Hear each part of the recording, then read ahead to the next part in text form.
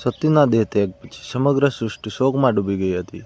ભગવાન શિવ વૈરાગ્ય ધારણ કરીને હિમાલયની ગુફાઓમાં ઘોર તપસ્યામાં લીન થઈ ગયા હતા. બીજી બાજુ પર્વતરાજ હિમાલય અને મેનાવંતીને ત્યાં પુત્રી તરીકે જગદંબાએ પાર્વતી રૂપે અવતાર લીધો. માતાજી નાનપણથી જ શિવમય હતા. જ્યારે નારદ મુનિએ તેમનો હાથ જોયો ત્યારે ભવિષ્યવાણી કરી કે આ કન્યાનો વિવાહ એક એવા પુરુષ સાથે થશે જે અજન્મા છે, સ્મશાનમાં રહે છે અને ગળામાં સર્પ ધારણ કરે છે. આ સાંભળી માતા પિતા ચિંતિત થયા, પણ પાર્વતીજી સમજી ગયા કે આ લક્ષણો તો માત્ર મહાદેવના જ છે. તેમણે મનોમન નક્કી કરી લીધું કે વરુ તો શિવને જ નહીતર કુંવારી રહું. શિવજી તો સમાધિમાં હતા. તેમને પ્રસન્ન કરવા કોઈ સામાન્ય વાત નહોતી. માતાજીએ મહેલના સુખ સાહેબી છોડીને જંગલમાં જઈને કઠોર તપ શરૂ કર્યું. હજારો વર્ષો સુધી તેમણે માત્ર ફળફૂલ ખાધા, પછી માત્ર પાંદડા ખાધા.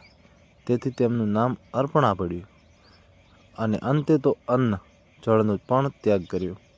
દેવો ચિંતિત થયા, કારણ કે તારકાસુર નામના રાક્ષસનો વધ માત્ર શિવપુત્ર જ કરી શકે તેમ હતું. તેથી ઇન્દ્રદેવે કામદેવને મોકલ્યા, જેથી શિવજીની સમાધિ ભંગ થાય.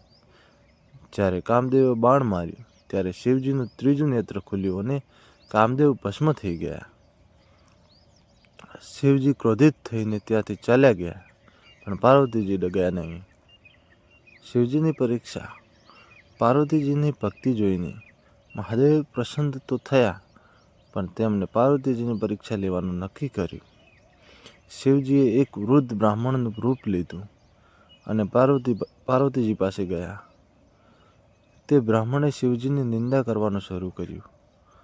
તારી જેવું રૂપાળી રાજકુમારી પેલા ભભૂતિ લગાવનાર અને સ્મશાનમાં ફરનારા સાથે લગ્ન કેમ કરવા માંગે છે? એની પાસે ન ઘર છે ન પરિવાર. આ સાંભળી પાર્વતીજી અત્યંત ક્રોધિત થયા અને કહ્યું, હે વિપ્ર, તમે શિવજીના સાચા સ્વરૂપને ઓળખતા નથી.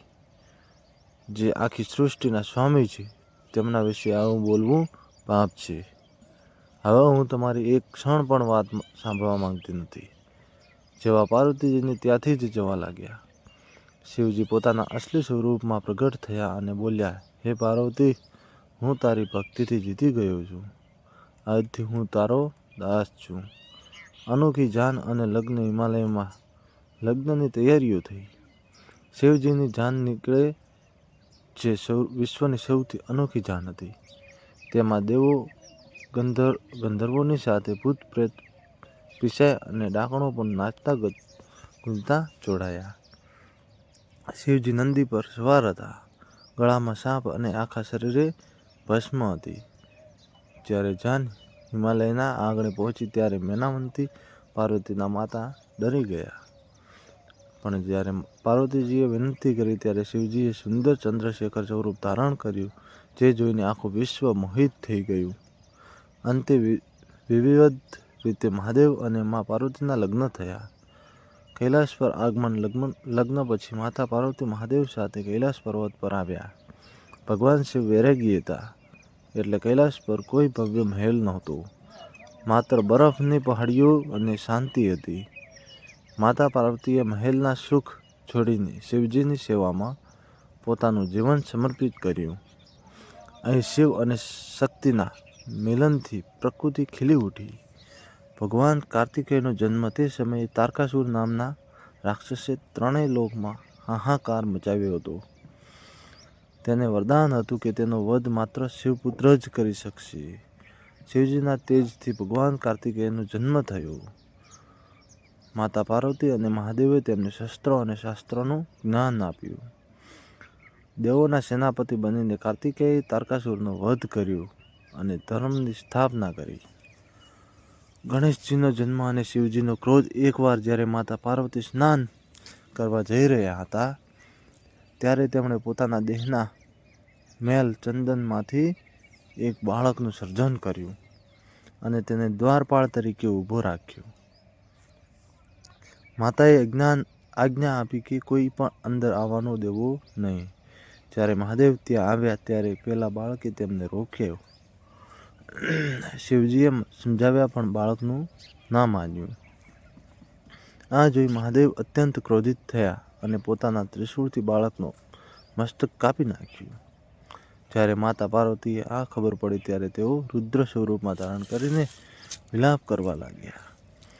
સૃષ્ટિને બચાવવા માટે મહાદેવે ગજ હાથીનું મસ્તક લાવી બાળકને જીવિત કર્યું, જે આજે ગણેશ તરીકે પૂજાય છે. પ્રથમ પૂજ્યનું વરદાન. એકવાર કાર્તિકેય અને ગણેશ વચ્ચે હોડ લાગી કે પૃથ્વીની પ્રદક્ષિણા કોણ વહેલી પૂરી કરી શકે. કાર્તિકેય તો પોતાના વાહન મોર પર બેસીને નીકળી ગયા, પણ ગણેશજીએ પોતાની બુદ્ધિ વાપરી માતા પિતા શિવ પાર્વતીની પ્રદક્ષિણા કરી અને કહ્યું કે મારા માટે તો મારા માતા પિતા જ આખું જગત છે. તેમની આ ભક્તિ જોઈ મહાદેવે તેમને પ્રથમ પૂજ્ય હોવાનું વરદાન આપ્યું. હળાહળ ઝેર અને નીલકંઠ. મહાદેવ. એક સમયે દેવો અને દાનવો વચ્ચે અમૃત મેળવવા માટે સમૃદ્ધ મંથન થયું. મંથન દરમિયાન અમૃત પહેલા ભયંકર હળાહળ ઝેર નીકળ્યું. આ ઝેર એટલું ઝેરી હતું કે તેનાથી આખી સૃષ્ટિનો નાશ થઈ શકે તેમ હતો. દેવો અને ઋષિઓ રક્ષણ માટે મહાદેવ પાસે ગયા હતા. કરુણા સાગર શિવજીએ સૃષ્ટિને બચાવવા માટે એ ઝેર પોતે પીવાનું નક્કી કર્યું. તેમણે ઝેર પીધું પણ તેને ગળામાં જ રોકી રાખ્યું. ઝેરની અસરથી તેમનું ગળું નીલું પડી ગયું અને ત્યારથી તેઓ સમગ્ર વિશ્વમાં નીલકંઠ તરીકે ઓળખાયા. માતા પાર્વતીએ શિવજીના ગળા પર હાથ રાખીને એ ઝેરને પેટમાં ઉતરતું રોક્યું હતું. શિવ અને શક્તિ અર્ધનારીશ્વર સ્વરૂપ. એકવાર ઋષિ ભૃગુ માત્ર શિવજીની જ પ્રદક્ષિણા કરવા માંગતા હતા, શક્તિને નહીં. તેઓ શિવ અને શક્તિના અલગ સમજતા હતા. ત્યારે મહાદેવે સંસારને એ જ્ઞાન આપવા માટે કે સ્ત્રી અને પુરુષ એકબીજા વગર અધૂરા છે, અર્ધનારીશ્વર સ્વરૂપ ધારણ કર્યું. અડધું શરીર શિવનું અને અડધું પાર્વતીનું. આ સ્વરૂપ અને પાર્થનું પ્રતીક છે કે સૃષ્ટિમાં પુરુષ અને પ્રકૃતિ સમાન છે, એક વગર બીજા અસ્તિત્વનું શક્ય નથી. કૈલાસનું મહાત્મ્ય. મહાદેવ હંમેશા કૈલાસ પર ધ્યાનસ્થ રહે છે. રાવણ જેવા ભક્તોએ કૈલાસ ઉઠાવવાનો પ્રયત્ન કર્યો, પણ શિવજીના એક અંગૂઠાના ભારથી રાવણનું અભિમાન ચૂર ચૂર થઈ ગયું. શિવજી ભોળા છે એટલે ભોળાનાથ છે, પણ અધર્મના નાશ માટે તેઓ મહાકાલ પણ છે. રાવણની કઠોર ભક્તિ અને શિવ તાંડવ સ્ત્રોત. લંકાપતિ રાવણ મહાદેવનો પરમ ભક્ત હતો. તેને પોતાની શક્તિ પર બહુ ગર્વ હતો. એકવાર તે મહાદેવને મળવા કૈલાસ ગયો, પણ નંદીએ તેને અંદર જવા રોક્યો. ક્રોધમાં આવીને રાવણે આખો કૈલાસ પર્વત પોતાના હાથો પર ઉપાડી લીધો. જ્યારે કૈલાસ હલવા લાગ્યો ત્યારે મહાદેવે રમત રમતમાં પોતાના પગનો અંગૂઠો દબાવ્યો. પર્વતના ભાર નીચે રાવણનો હાથ દબાઈ ગયો અને તે પીડાથી બૂમ પાડવા લાગ્યો. તે સમયે રાવણે મહાદેવની ક્ષમા માંગવા માટે તે સ્તુતિ કરી. તે આજે શિવ તાંડવ સ્ત્રોત તરીકે ઓળખાય છે. મહાદેવ તેની ભક્તિથી પ્રસન્ન થયા અને તેને મુક્ત કર્યો. ભોળાનાથ. ભસ્માસુરની કથા. મહાદેવ એટલા ભોળા છે કે જે કોઈ સાચા મનથી પ્રાર્થના કરે તેને વરદાન આપી દે છે. એકવાર ભસ્માસુર નામના રાક્ષસે તપ કર્યું. મહાદેવે પૂછ્યું, શું જોઈએ છે? ભસ્માસુરે વરદાન માંગ્યું કે હું જેના માથા પર હાથ મૂકું તે ભસ્મ થઈ જાય. મહાદેવે તથાસ્તુ કહ્યું, પણ દુષ્ટ ભસ્માસુરે મહાદેવ પર જ એ વરદાન અજમાવવાનું નક્કી કર્યું. શિવજી આગળ અને ભસ્માસુર પાછળ. અંતે ભગવાન વિષ્ણુએ મોહિની રૂપ ધારણ કર્યું અને ભસ્માસુરનું નૃત્યમાં ફસાવી તેનો જ હાથ તેના માથા પર રખાવી તેને ભસ્મ કર્યો.